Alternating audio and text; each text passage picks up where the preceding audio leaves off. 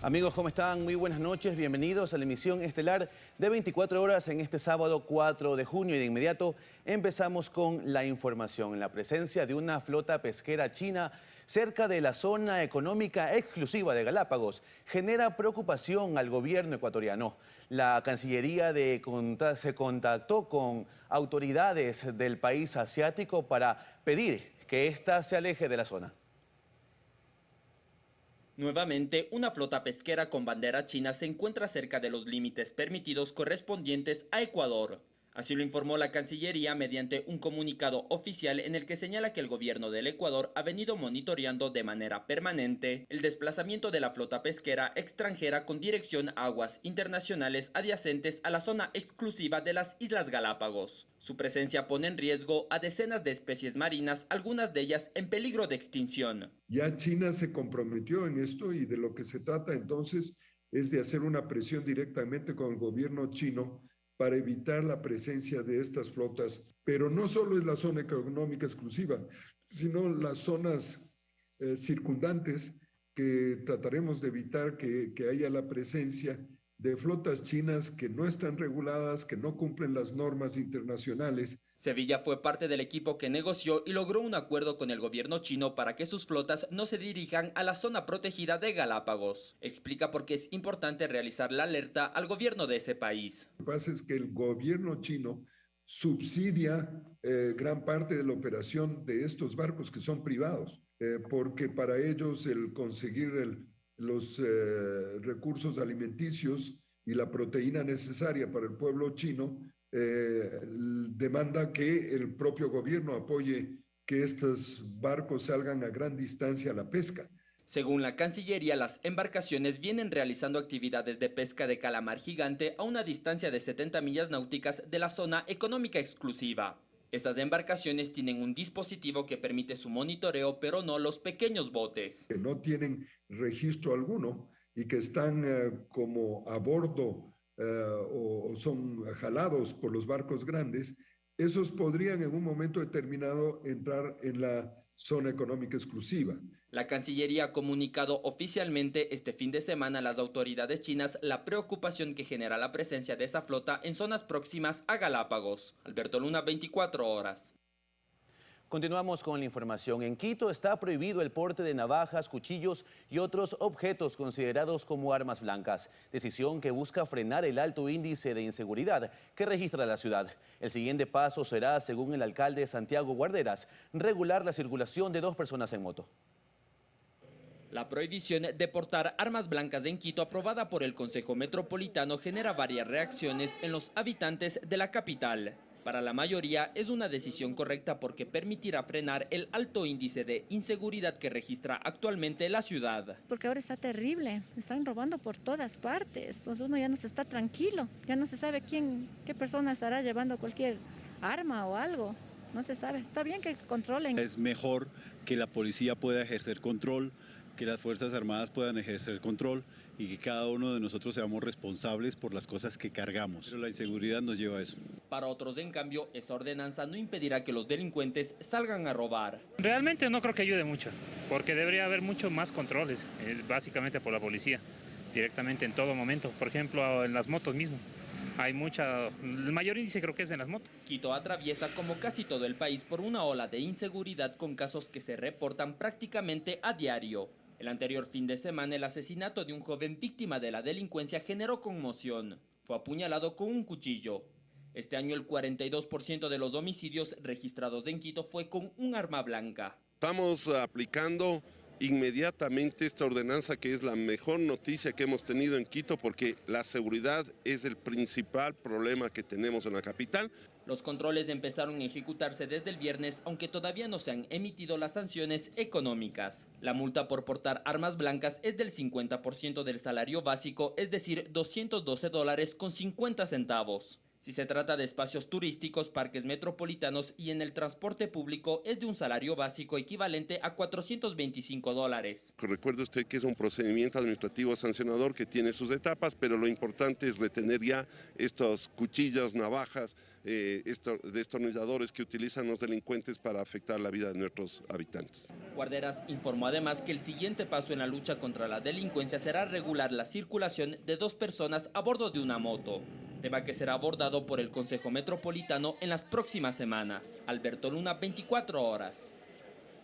Y la Asamblea Nacional suspendió ayer el pleno en el que se debatió el proyecto de ley de uso legítimo de la fuerza. Este cuerpo legal se tratará nuevamente la próxima semana. El texto de casi 200 artículos llegó a segundo debate en la sesión 774 del pleno, la primera en ser convocada por el nuevo presidente del Legislativo, Virgilio Saquicela, tras la pugna que mantuvo trabada esta función por 3 meses y que desembocó en la remoción de Guadalupe Llori. Y sobre el proyecto de ley de uso legítimo de la fuerza, algunos juristas cuestionan la normativa y coinciden que sin la capacitación de la fuerza pública, la ley no cumplirá su cometido. Que si la ley contribuye como garantía para que los servidores policiales y fuerzas armadas puedan hacer uso responsable de los medios que tienen para actuar cuando esté en riesgo su vida o la de algún ciudadano, es cuestionado por algunos juristas. Los problemas de seguridad no se van a resolver con una ley. Los problemas de confianza del policía para actuar en un momento determinado no se van a resolver con una ley. Muchas veces el policía no dispara porque no tiene un entrenamiento, tiene miedo de, en vez de darle al delincuente, darle a la víctima. Para Carlos de Tomaso, catedrático en Derecho Constitucional, encauzar este accionar como normativa permitiría respaldar el accionar de la fuerza pública según las circunstancias. Puede ser que la Constitución diga se garantice el uso progresivo de la fuerza para la Fuerza Armada, sí, pero la Constitución no entra al detalle. ¿Cómo son las circunstancias? ¿Qué tienes que agotar? ¿Cómo mides el nivel de intensidad del peligro? Aunque para Julio César Cueva, abogado penalista, este precisamente podría tornarse un problema. Es imposible poder anticipar todas las situaciones de hecho que se van a dar. Es probable que terminen pensando que entonces no hubo un uso progresivo o legítimo de la fuerza y terminen policías procesados más de los que actualmente podría haber. La ley incorpora además a nivel carcelario un grupo especializado de agentes penitenciarios que tengan la capacidad de usar armas y responder en casos de violencia o revueltas. Va muy de la mano con capacitar en uso progresivo de la fuerza, la técnica, los parámetros y todo, pero también una capacitación en derechos humanos. La normativa establece 6 niveles para el uso progresivo de la fuerza: presencia de la policía, contacto visual y verbalización, uso de la fuerza para neutralizar al delincuente, uso de armas no letales, utilización de armas potencialmente letales y empleo de arma letal, que según detalla Cueva, no se trataría de algo nuevo. Lo que está en los primeros artículos de la ley ya consta en la Constitución, ya está en el Código Orgánico Integral Penal. Usted ve en otras partes, el policía tiene una pistola traumática, tiene una pistola de munición real, tiene una pistola de descarga eléctrica y tiene gas paralizante. Nuestros policías ahora apenas tienen tolete o un arma con munición letal. La normativa tiene 74 artículos. Prohíbe el uso de la fuerza en protestas pacíficas, salvo que representen alguna amenaza para la vida. Crea la figura del estado de emergencia que, sin restringir derechos a los ciudadanos, permite coordinar un accionar interinstitucional. E incluso hace hincapié en la necesidad de crear unidades de fiscalía especializada en casos relacionados con el uso legítimo de la fuerza. Cuerpo legal que para ser aprobado este martes necesitará 70 votos. Vanessa Robles, 24 horas. 8 de la noche con 9 minutos y continuamos con más. La violencia no se detiene en Guayaquil. En esta ciudad, en menos de 24 horas, se registraron muertes violentas, heridos y una balacera entre bandas en la que varios policías fueron atacados por los criminales. El último hecho violento ocurrió cerca de la 1 de la mañana de este sábado en Bastión Popular Bloque 4, norte de Guayaquil. Sujetos en moto le propinaron 20 disparos a un hombre que caminaba por el sector, acabando con su vida. Más temprano, cerca de las 9 de la noche en Sauces 9, norte de la urbe, los ocupantes de un vehículo tipo Jeep fueron atacados a bala. ¿Y hasta cuándo podemos vivir? Mire, en pleno centro. El ataque lo habrían hecho sujetos en otro automotor, quienes dispararon en reiteradas ocasiones. Para esquivar los tiros, el conductor que transitaba por la avenida Antonio Parra Velasco terminó subiéndose al redondel de un monumento y se estrelló. Ya no hay respeto a nada ni a nadie. Producto del hecho, el conductor murió de inmediato y su acompañante, una mujer, resultó herida, quien fue trasladada a un hospital. La policía llegó al sitio, recabó indicios balísticos e hizo el levantamiento del cuerpo. Mientras en horas de la mañana del viernes también se registró violencia, esta vez en el mercado de Flores, centro de la ciudad. Sujetos en moto llegaron, uno ingresa al lugar y dispara al menos en 7 ocasiones contra el propietario de un restaurante, acabando con su vida. Además, un mensajero resultó herido. Unos motorizados han pegado unos tiros.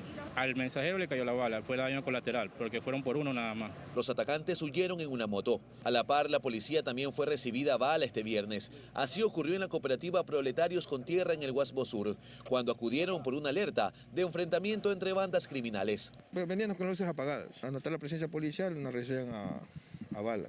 Más de unos 15 disparos. Los miembros de estas bandas, tras disparar, huyeron. Producto de la balacera, se encontró el cuerpo de un hombre sin vida quien habría recibido una bala perdida. No pudimos disparar nosotros.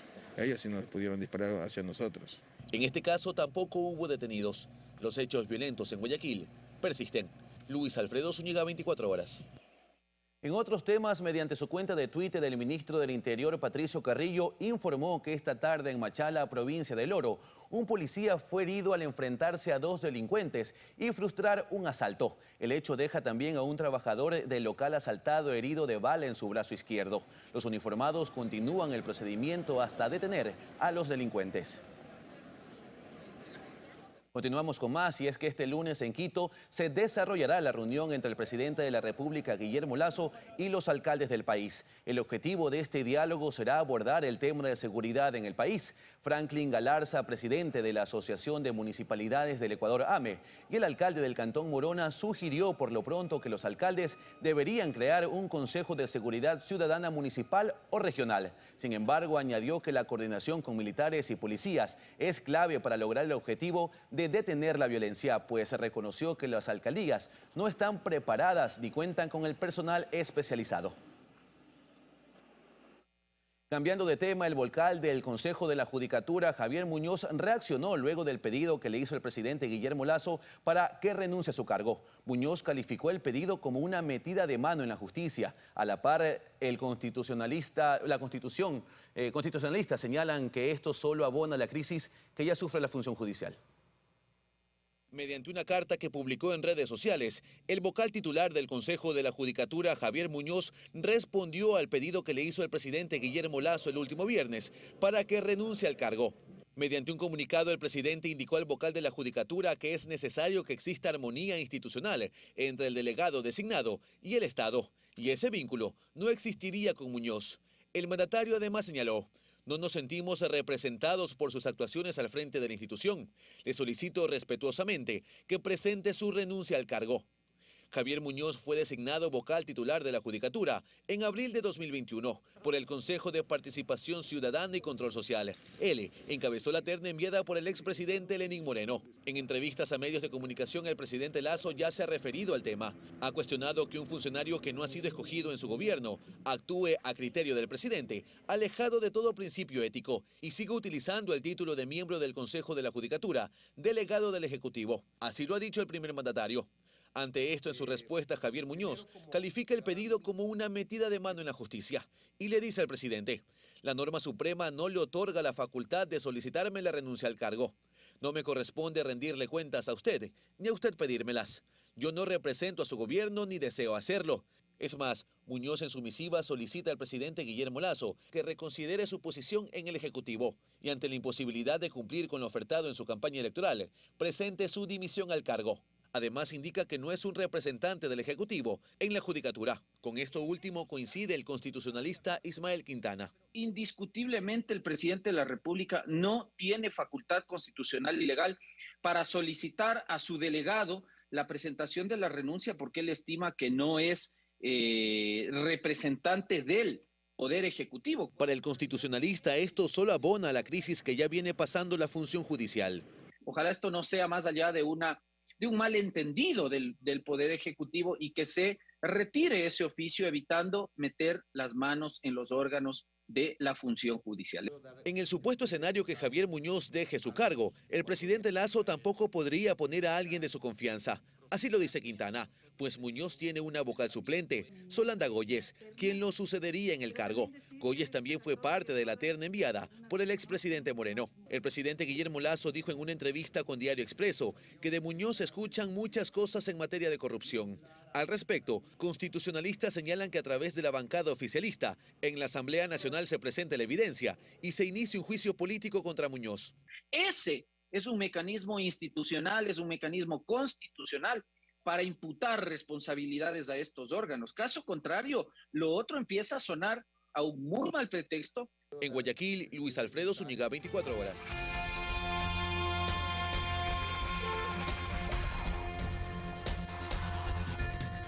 8 de la noche con 18 minutos y continuamos con más información. Se decretó amnistía migratoria y regularización extraordinaria para ciudadanos venezolanos en situación irregular que se encuentran en el país. El Ministerio de Relaciones Exteriores implementará el proceso mediante el otorgamiento de una visa de residencia temporal de excepción para ciudadanos venezolanos.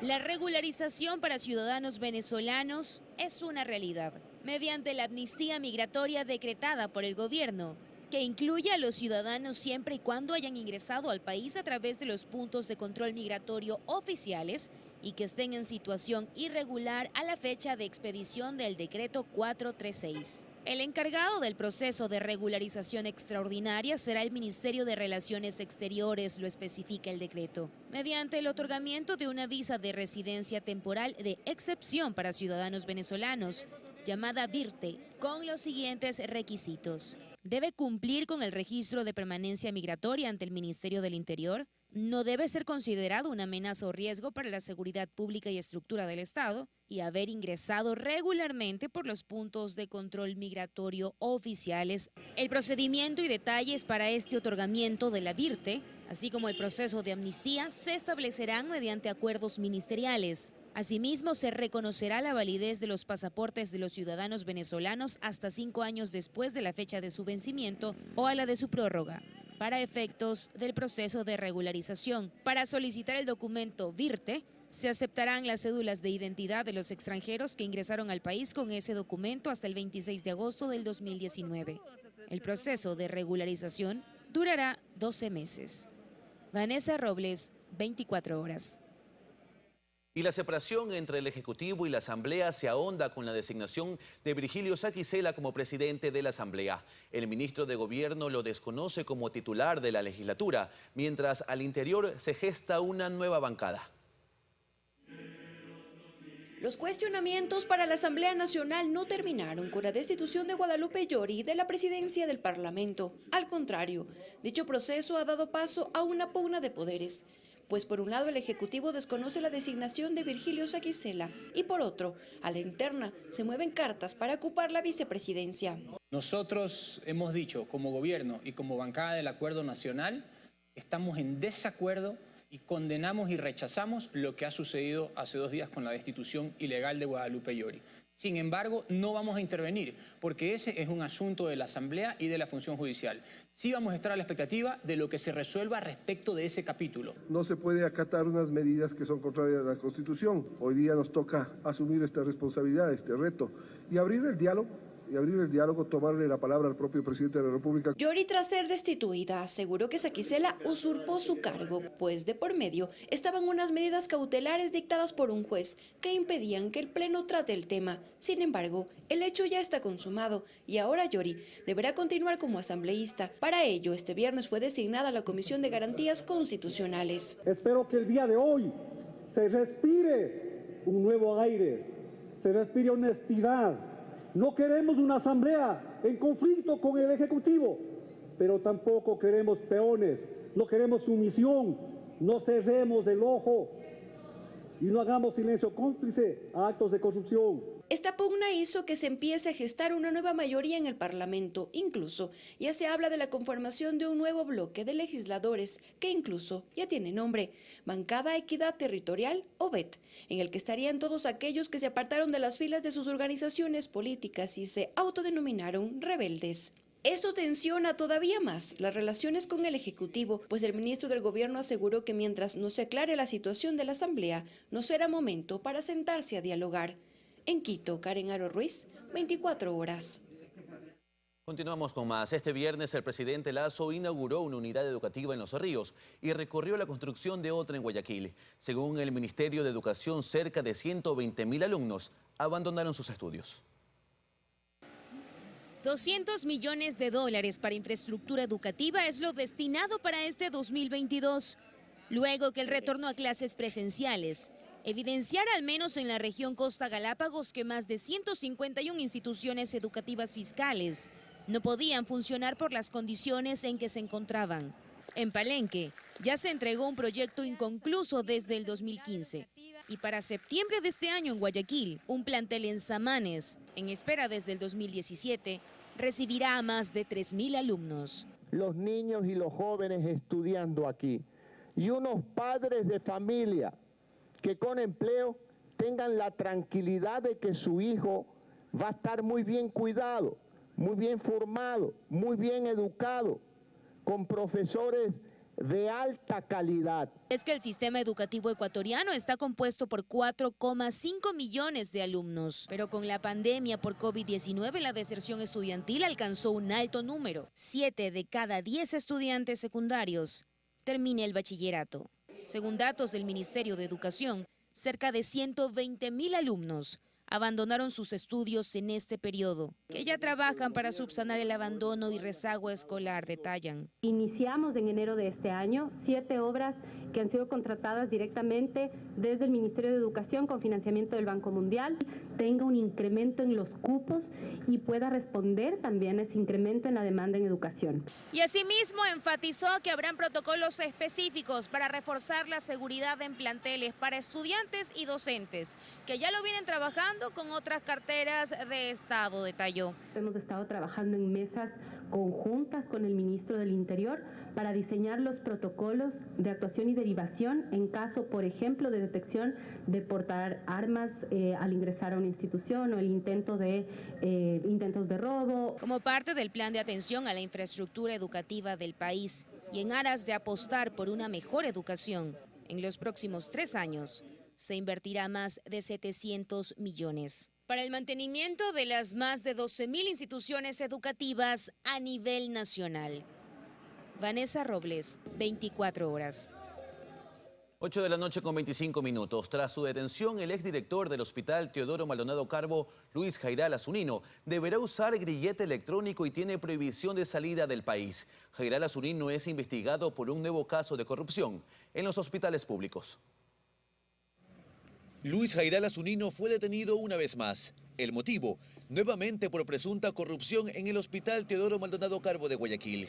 El exdirector de esta casa de salud fue detenido en su departamento en Guayaquil durante operativos como parte de una investigación por presunto peculado. Jairal Zunino y otras 3 personas, entre ellas exfuncionarios y un proveedor, habrían causado un prejuicio de $295.000, dinero que habrían utilizado como un supuesto adelanto para la compra de medicinas en el área de enfermería. Pero el medicamento nunca llegó. Pidieron varias prórrogas de varios días y nunca fue entregada esta medicina, y por último llegaron a pedir que se elimine el contrato que estaba en vigencia. Luis Jairal Zunino en 2019 fue denunciado por peculado por la Comisión Anticorrupción, después de que el organismo detectara que el hospital desembolsó más de $100 millones en 141 convenios de pago irregulares. Tras esto fue puesto en arresto domiciliario en su departamento desde junio de 2020, lugar desde donde realizaba teletrabajo. Pues sí, pese a las investigaciones en su contra, siguió ejerciendo como médico cirujano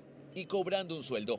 Jairal Zunino también tiene otro proceso legal por delincuencia organizada. Fue llamado a juicio junto con otras 15 personas, entre estas Jacobo Bucarampuley, además de Noé y Daniel Salcedo.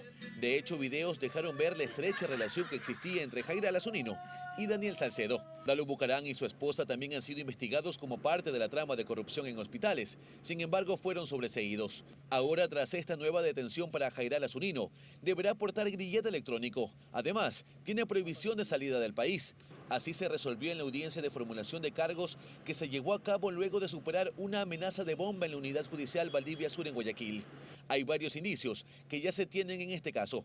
Varios folios donde existían contratos de compra de medicinas, un lote también pequeño de medicinas e insumos y también otros documentos de Contraloría. El juez también dictó medidas sustitutivas en contra de un contratista del hospital y los otros 2 acusados guardarán prisión preventiva mientras duren las investigaciones. En Guayaquil, Luis Alfredo Zúñiga, 24 horas. Y el Consejo Directivo del Instituto Ecuatoriano de Seguridad Social IES destituyó este viernes 3 de junio al director general de la institución, Nelson García, por incumplimiento de funciones, conforme a la Ley de Seguridad Social. Según el acta de la sesión ordinaria del Consejo Directivo de este viernes, la destitución de García está relacionada con la aprobación de los estados financieros del IES del 2019, que fueron auditados por la Contraloría General del Estado. Kenia Ramírez, subdirectora general del IES, quedó al frente de la institución como directora subrogante. Y en otro tema, la Procuraduría General del Estado informa que el Tribunal de Ejecución que conoce el caso de concusión del excontralor Carlos Polit ha ordenado la ejecución para que éste pague $40 millones al Estado como indemnización, monto fijado en la sentencia contra el exfuncionario. Al haberse cumplido los plazos, el tribunal emitió la orden de ejecución forzosa del cobro. Carlos Polit es actualmente procesado por lavado de activos en un juzgado de la Florida en Estados Unidos. Y en otros temas, el presidente Guillermo Lasso expidió el reglamento para la aplicación de la ley de extinción de dominio. La normativa busca recuperar el dinero de la corrupción. La ley no se podía aplicar porque todavía está en proceso la creación de las unidades especializadas. Ha pasado 1 año y 5 meses desde que la anterior asamblea aprobó la ley de extinción de dominio, pero que aún no está en vigencia. Apenas este viernes 3 de junio, el presidente Guillermo Lasso, mediante decreto ejecutivo, expidió el reglamento general para la aplicación de esta ley. La norma fue creada con el fin de ser un instrumento legal para que el Estado pueda apropiarse de bienes que sean de origen ilícito y recuperar el dinero que se haya perdido en actos de corrupción o delitos como el narcotráfico y el crimen organizado. Termina siendo un saludo a la bandera si es que no se le dota de todos los instrumentos que la propia ley establece para el funcionamiento de las estructuras que deberían impedir que la corruptela tenga bienes o que si los tiene puedan ser absorbidos. El gobierno, mediante este boletín, detalló que el reglamento, entre otras cosas, establece los mecanismos para el manejo de bienes incautados, los tiempos para la aplicación de la extinción y determina que la maquinaria incautada en actividades ilegales será puesta al servicio de la obra pública. Pero para que la ley de extinción de dominio se aplique, no solo se requiere el reglamento para su ejecución, el Consejo de la Judicatura debe nombrar jueces especializados, la Procuraduría debe crear un departamento para que dé seguimiento, pues es esta la encargada de demandar la extinción de dominio ante el juez y la Fiscalía un área para que investigue. Todo esto está en proceso, han dicho las autoridades. Pero si las instancias encargadas de definir entidades específicas para que cumplan lo que manda la ley de extinción de dominios no ha ocurrido, todo lo que se haga cae en saco roto. Esto mientras que el narcotráfico aún mueve en América Latina y el Ecuador más de $90.000 millones al año. La delincuencia organizada no solo tiene como objetivo Europa, tiene Centroamérica y tiene Norteamérica. Para esto, obviamente, utilizan diferentes mecanismos, diferentes medios de transporte. Y todo va orientado también al costo de la misma. Esta ley crea además el Servicio de Administración de Bienes o Activos Especiales, la que se hará cargo de todo lo recuperado y tras una sentencia ejecutoriada deberá monetizarlos. Estos recursos, según la norma, irán a los programas de desarrollo infantil. En Quito, Karen Aro Ruiz, 24 horas.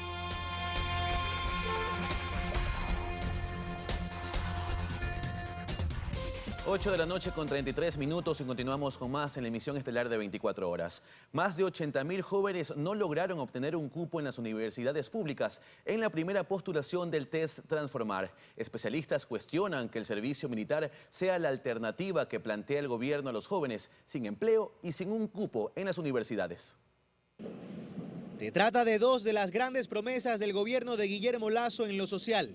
el libre acceso a la educación superior y el incremento de las plazas laborales para los jóvenes. Según información del Ministerio del Trabajo, 33.000 jóvenes están contratados bajo relación de dependencia a través de la bolsa pública llamada Encuentra Empleo.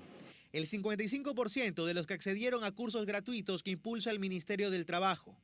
De forma general, las cifras de desempleo registran una disminución del 0,4% según el INEC, pero el subempleo creció del 23,3% al 23,9% entre 2021 y 2022. Pese a que existe un descenso en el desempleo juvenil, no va acorde a las necesidades de este grupo de atención prioritaria. Pero los pendientes en materia de acceso a educación superior no son pocos. Como evidencia de aquello, lo ocurrido en la primera convocatoria a rendir el test Transformar.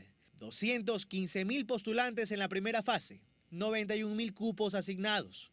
La promesa del libre acceso a las universidades se diluye frente a una realidad. Mucha demanda, poca oferta. En conclusión, no hay espacio para todos. Desde el gobierno se promociona la educación técnica como una alternativa, pero no la única. Pues que se incorporen a las Fuerzas Armadas. Declaraciones que dejan aún más inquietudes.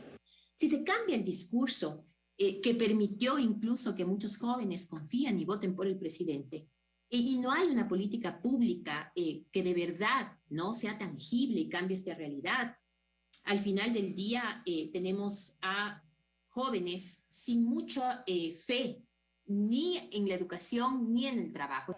La exministra de Inclusión, Berenice Cordero, asegura que hay problemas estructurales. Más o menos entre el año 2012 y el año 2022, hemos perdido cerca de 350.000 niños en la matrícula escolar, en la básica, ¿no? 75% de los adolescentes en este país logran acceder al bachillerato. Es decir, es muy poco todavía. Es una cadena. Y coinciden, la solución no está en medidas coyunturales. A veces se cree que firmar un decreto ejecutivo es establecer una política pública. Eso no es así. Adicionalmente, otra realidad. En el servicio militar tampoco hay espacio para todos. Estas son imágenes del último llamado en marzo pasado. Decenas de miles hicieron fila a nivel nacional. Solo hubo 5.000 cupos. En Guayaquil, Carlos Acoto, 24 horas.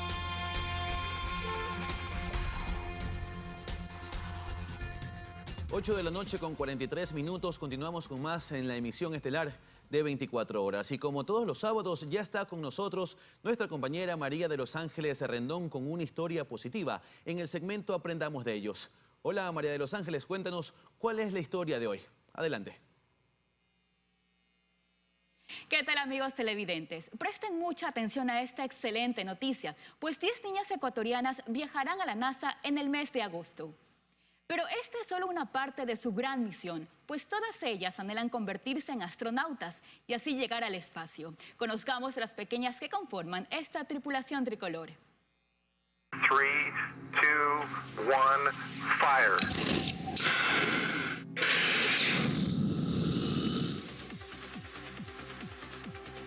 Contemplar el planeta Tierra desde esta inolvidable perspectiva es el gran anhelo de Alejandra Juárez, un sueño inmenso así como el espacio, a donde está segura, algún día llegará.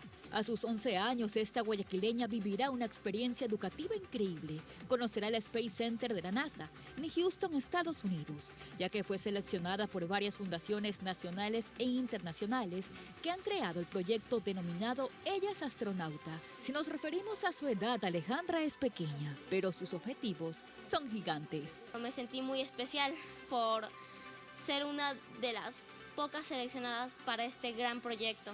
Vamos a estar allá en la NASA estudiando, preparándonos y van a ser 9 horas de estudio. Asumo que me voy a divertir bastante. Planeo destacarme, ser de las mejores. Las muñecas no eran los juguetes favoritos de esta destacada Girl Scout. Lo que realmente llamaba la atención de Alejandra era la astronomía, incluso que todavía conserva con cariño su centro espacial Snoopy 11. También nos dice que desde que nació ha contado con el apoyo de su familia, que siempre la alienta a seguir soñando. Nosotros le decimos, hay sueños que tal vez son muy lejanos, difícil es llegar, pero cuando uno quiere algo, esforzándose, dedicando, lo puede cumplir. Y esto es uno de sus sueños. Al igual que Alejandra, varias niñas de diferentes partes del país desde ya se alistan para el tan esperado 19 de agosto, día en el cual empieza este inolvidable viaje que se convertirá en la mayor aventura de sus vidas. Una tripulación de pequeñas soñadoras que también la conforma Evelyn Quesada, de 13 años, oriunda del cantón Taisha, ubicado en la provincia de Morona, Santiago. Ella será la primera niña shuar en conocer la NASA, un logro que es celebrado por toda su comunidad. Desde que fui niña, ese era mi sueño, llegar a la NASA y ser un astronauta. Pues yo veía el espacio, el cielo en las noches y decía a la luna, ¿cómo será? Y si será como que eso, debo cumplir mis metas y mis sueños para llegar donde quiero. La mayor de las tripulantes es la quiteña Samay Benítez, de 15 años. Ella nos comenta que casi no vive esta experiencia, pues fue una de las tantas víctimas que dejó el aluvión que se registró en el sector de La Gasca. Su emoción por haber sido escogida es contagiosa. Me siento profundamente emocionada, profundamente con con muchísimas ganas de comerme al mundo y de seguir apoyando, y quiero seguir inspirando, seguir haciendo que las niñas vean que se puede, sí se puede. Ariana Burbano también formará parte de esta gran travesía. Ella tiene un mensaje para las niñas de su edad. Las invita a que no dejen de luchar por sus objetivos. Mi mensaje sería que no se cierren, que no se den por vencidas. Tú puedes seguir y si te esfuerzas lo lograrás. Y que lo más importante, uno que no se debe cerrar y siempre abrir su conocimiento hacia la curiosidad. De 1.200 postulantes, estas 10 pequeñas fueron elegidas porque tienen algo especial. Brillan más que las estrellas. Esta apuesta que nosotros hicimos a trabajar con niñas de 9 a 15 años, que tú dices, no, son muy chiquitas, es ahí donde nosotros hemos decidido sembrar realmente esta posibilidad, porque son niñas brillantes, con pensamientos increíbles. Nosotros estamos apostando a que todas estas materias STEM, de matemáticas, tecnología, innovación, que están dominadas por hombres, que ganen camino con las niñas. Estas futuras astronautas anhelan ser las primeras mujeres ecuatorianas en llegar al espacio. Están seguras que lo van a lograr, soñando en grande, mirando siempre hacia arriba, para así poder cumplir esta gran misión espacial. Además, existe la posibilidad de que las pequeñas formen parte del programa Alumni de la NASA y acceder a becas de educación superior. Aprendamos de estas futuras astronautas. Y ya lo saben, escríbanos a las cuentas de Twitter e Instagram, @marrendonsupión, si conocen alguna historia positiva como esta. Hasta aquí el segmento Aprendamos de ellos.